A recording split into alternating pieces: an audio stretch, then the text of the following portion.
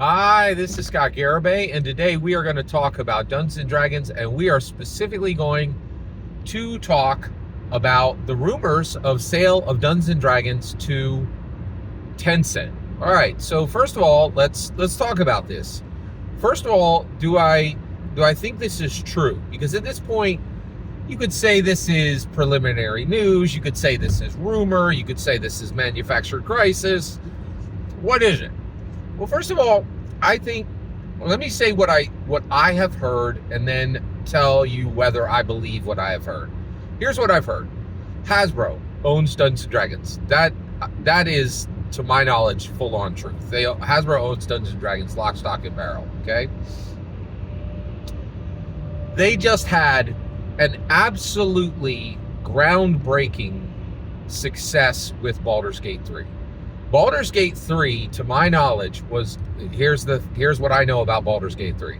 Baldur's Gate 3 was not the Dungeons & Dragons movie. It was not the best Dungeons & Dragons video game. Was not the best fantasy video game. Baldur's Gate 3 was literally the best video game of 2023, period, bar none, no asterisk, right? And it won that title at the Video Game Awards. Like, literally the Oscars of video games said the Baldur's Gate 3 video game is the best game of the year, period, end of sentence, no asterisk, just the best video game. That's huge. In addition, I heard that Larian cleared $1 billion for that video game. Like, $1 billion of money came into their company because of that. All right, so that's all the things I know. That is what I have heard on the Larian front. Okay, correct any of that if any of that. Do you think any of that is wrong, or if you have a better source, let me know. Okay. So what I heard is that, and Professor Dungeon Master covered this, and a few other channels covered this. I listened to multiple sources, and this is an amalgamation of that, of what I've heard, and everything I that come from trusted sources, in my opinion. Here's where we're at. So, Professor Dungeon Master said Larian offered that there was reports that there were reports, maybe source, maybe not, that Larian offered to buy Dungeons & Dragons, lock, stock, and barrel, the whole thing, right? A lot of people are like, well, are they buying the video game rights? Are they buying Dungeons? I'm talking buying all of Dungeons & Dragons, exactly like Dungeons & Dragons was bought from TSR by WotC, and then bought from WotC by Hasbro. The whole kit and caboodle, okay? That's what we're talking about here, okay? So I think that Larian went there, and here's the part where I'm going to add to what Professor Dungeon Master said. He said that he thinks that they offered them $1 billion for $1 billion for Dungeons and Dragons, that Larian offered Hasbro $1 billion, right? I don't think that's correct. I think Larian offered $2 billion, and I think Hasbro countered $5 billion, and then Larian's like, we can't do that. That's too much, right? We just don't have that, and we can't get it, right? And so that went, and now there's talk that Larian is doing a warm handshake with Tencent, okay? So Tencent is a huge international conglomerate with $500 billion, $500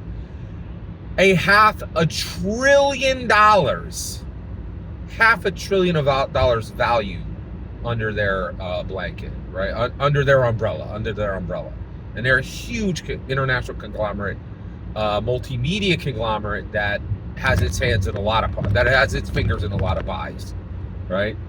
So let's talk. So that's what I've heard, and that's what we're talking about here. Tencent being in initial talks to buy Dungeons & Dragons. Okay, so first of all, do I think that is reputable information that we should consider as the Dungeons & Dragons community and start to think about what our world would look like under Tencent? Do I think that is a completely manufactured crisis, which we've seen multiples of those lately? Do I think that that's a lie, right?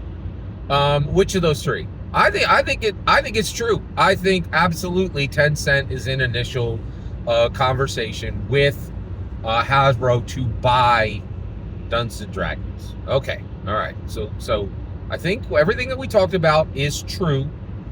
I think we're at the initial talks point, and I think Tencent is interested in buying Dungeons and Dragons.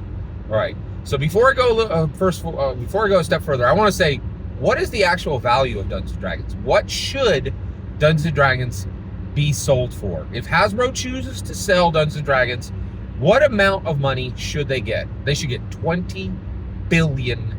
I'm telling you right now, 20 to 40 billion. 20 to 40 billion. I think if they sell at 20, great, no problem. I think value-wise, I don't think they got ripped off, and I don't think the people who bought it got ripped off. If they get 40 billion, I'm very happy for Hasbro, and frankly, whoever bought it, I'm like, you paid a high price, but you got your money's worth, right? So I genuinely believe I think if Hasbro sells Dungeons and Dragons for 1 penny less than $20 billion, they're getting ripped off, right? If they sell it for more than 40 billion, then I think they're asking a little too much of whoever's buying it. So I think the actual value of Dungeons and Dragons is 20 to 40 billion dollars. Okay, all right. Next, what do I think of Tencent trying to buy Dungeons and Dragons? Well, first of all, I 100% understand it, right? What is Dungeons and Dragons right now? Dungeons and Dragons right now, at its 50-year celebration, is Marvel in the 80s. Right now, Hasbro is in a ton of financial trouble. Not because they mishandled anything, but because they're a toy company coming out of the second 100-year plague, right? Like every company in the world is struggling right now because of the Great Pandemic, right? Like Hasbro didn't do anything wrong. We're just in an incredibly difficult time. All Americans are having a hard time, and all American corporations are having a hard time. None of this was mismanagement. It's simply we're coming out of the Great Pandemic, period, right? So Hasbro has very legitimate financial trouble, right? Not because they did anything wrong, but like every company is struggling to survive the Great Pandemic. And if you don't understand that, you don't know history and you don't know math, period. Okay? All right. And I think a lot of people don't know history and don't know math. All right, so let's keep going here. All right, so Hasbro has legitimate financial problems. Now, actually, so did TSR, right? Like, and so at that point, Hasbro looking to sell D&D seems like right now is definitely a time to be talking and thinking about selling Dungeons and Dragons. That's completely legitimate, right? And the reason why is Dungeons and Dragons is crushing it right now. Absolutely crushing it, right? So first of all, and by the way, make no mistake, if Dungeons and Dragons is sold, Magic the Gathering goes with it. I'm telling you that right now. In my humble opinion. Because Magic the Gathering is simply a Dungeons and Dragons collectible card game. That's all it is. It is not a freestanding intellectual property. It hasn't been a freestanding intellectual property since they printed the Ravnica, the Theros, and the Strixhaven book, and the Strixhaven locked everything. The Strixhaven book literally said, "Hey, if you don't know, every realm in everything that ever brushed up against Dungeons and Dragons is connected to Dungeons and Dragons." Like that book is very clear in its lore. It's like, hey, everybody from every realm that's ever been even remotely close to Dungeons and Dragons comes to train here as a wizard, and all those wizards can planeswalk and can go through to can planeswalk through gate. Period. Like done, set, finished. Right? Like Strixhaven is the Uber connector. Right? So get this: anybody who buys Dungeons and Dragons literally owns Magic the Gathering realms. Period. Done. Those books are printed, right? Like, yeah. Okay, let me stay focused here. Thanks for your patience. All right. So, why would Hasbro be looking like Dungeons and Dragons is like crushing it right now? Coming off of an American blockbuster, Dungeons and Dragons: Honor Among Thieves. Dungeons and Dragons designers are hobnobbing with Michelle Rodriguez, Chris Pine, Justice Smith. It's really wild. It's a lot. It really is really incredible. It is truly incredible. Sophia Lilith. It's a lot. It's really something, okay?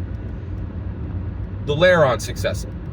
Dungeons & Dragons just proved it could put up $1 billion like a layup, right? Dungeons & Dragons is real, man. But anybody who looks at it, any financial wonk who looks at it and goes, oh my gosh, this is Marvel in the 80s. This thing is not even remotely fully configured for money, right? Like, we could do a lot more with, and the reality is, if you're buying Dungeons & Dragons, you're buying Harry Potter at the start, you're buying Harry Potter at the start, you're buying Star Wars at the start, you're buying Marvel at the start, you're buying DC at the start. That's the level. That is the level at the start when they were struggling, right? Anybody now realizes, oh my gosh, if I could get that property now at, you know, at 20 billion, that's a steal, right? So Hasbro has every right to look to sell Dungeons & Dragons, right? Now, why am I saying that? First of all, because they did their work, man. They protected Dungeons & Dragons from 1999 to 2024, right?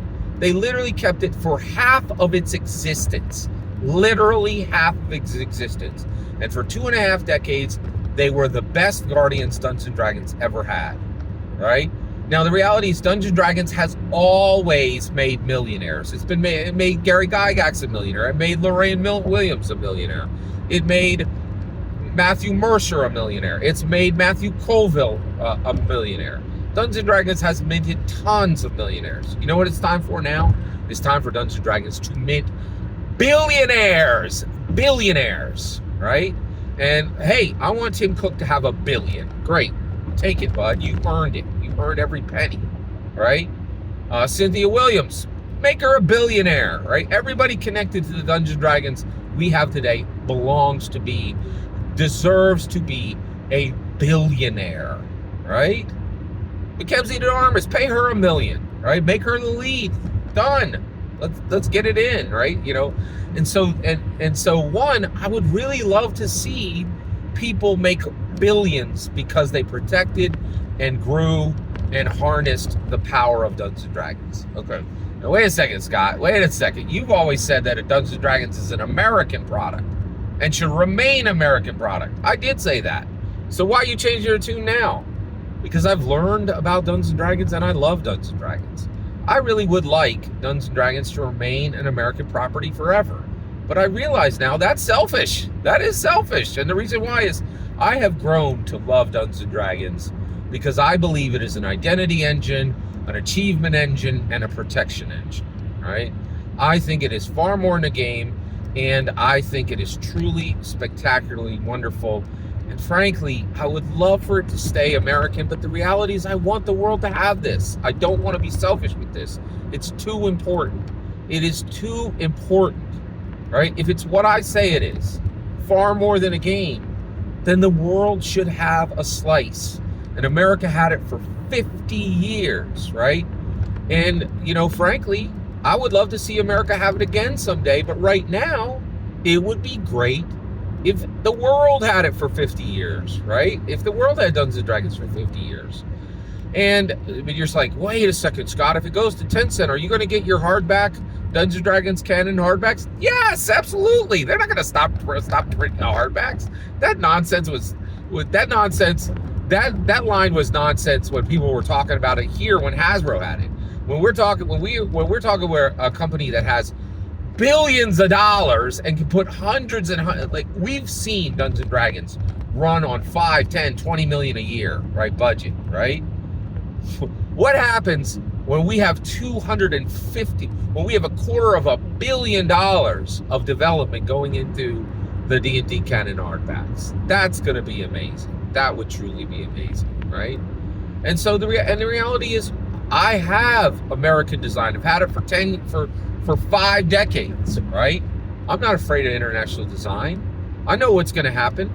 The creatives are going to twist the suits around their fingers just the way they did in America. It's going to happen the same in any international company that owns it. The heart of Dungeons & Dragons is always its creative. It's never its suits. And the reason why is the suits never even understand what they own. They never understand what they own because they never read the books. And it'll be no different when it's owned by an international corporation. So I have absolutely no fear of Dungeons & Dragons being bought by 10 cents. 10 cent. I will still get my D&D canon hardbacks, physical books, no problem. I am very excited. I'm not worried in the least. And I'm very excited for the idea that some people could become billionaires thanks to Dungeons & Dragons. That has never happened, and it's always been deserved. And if it takes 10 cents to do that, great. Let's get it done. All right. And the reality is, I love Dungeons & Dragons. I loved it when it was with TSR. I loved it when it was with WotC. I loved it when it was with Hasbro. And frankly, I will love it if it goes to 10 cents. Right. My loyalty is to Dungeons & Dragons. Right. Its home is just a detail. Right. Because I know where D&D is. I know where it lives. I know what it does. I know why it does it. I know how it does it. I know where it is, when it is, how it is, right? I am the heart of Dungeons & Dragons, and it does not matter where its home is. I will always maintain my connection to it, and I will always get the next D&D canon hardback physical. Every single word you heard just now is my humble opinion. Nothing more, nothing less. What's important is when I get to hear your humble opinion. When you get in the comments and send your traffic. Please consider liking and subscribing, and have a wonderful millennium.